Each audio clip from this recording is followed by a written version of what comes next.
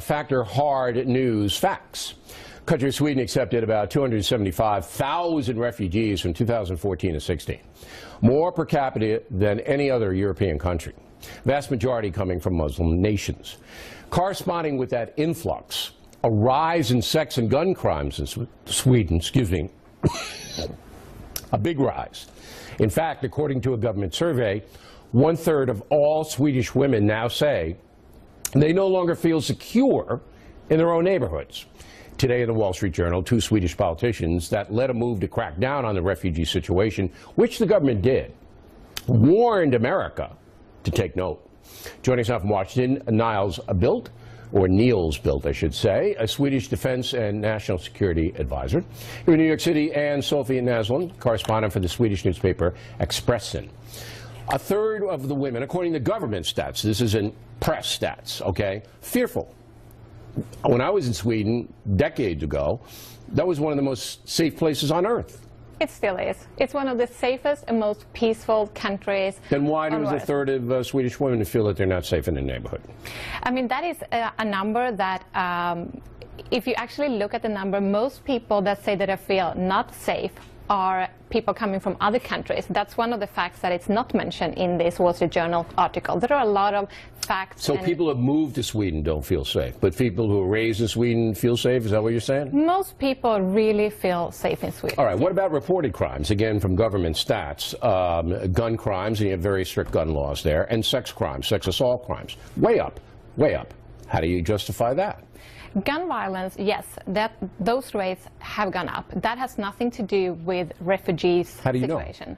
Because when they look at the numbers, what they think is that these are weapons coming in because of EU. It has nothing to do with the refugee situation.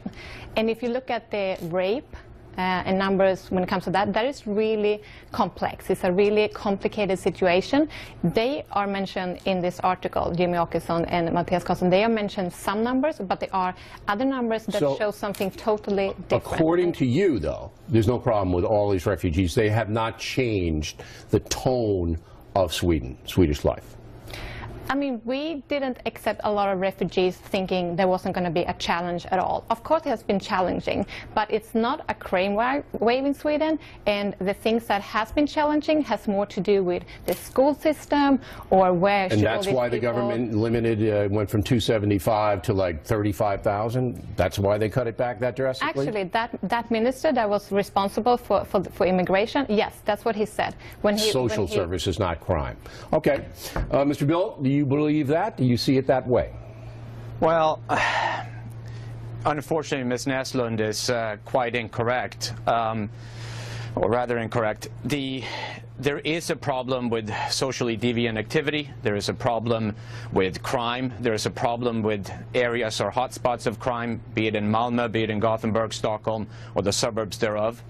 And these things are not being openly and honestly discussed. The narrative in Sweden, the Swedish political debate, is completely false. You cannot have a debate, an honest, open debate in Sweden about immigration. Because if you don't agree with the liberal, shall we say, common agenda, then you are viewed as an outsider or not even taken seriously. And we all know that Sweden is a socially liberal nation. But the cutback in refugees stands for itself. All right? For a 2-year period, it took more than anybody else took. Now you're down into 30,000, okay? Ms. Naslund says it's because the social services were overwhelmed. Education, welfare, refugees get housing, you just couldn't afford it. You say? I say it's because we are unable in Sweden to socially integrate these people.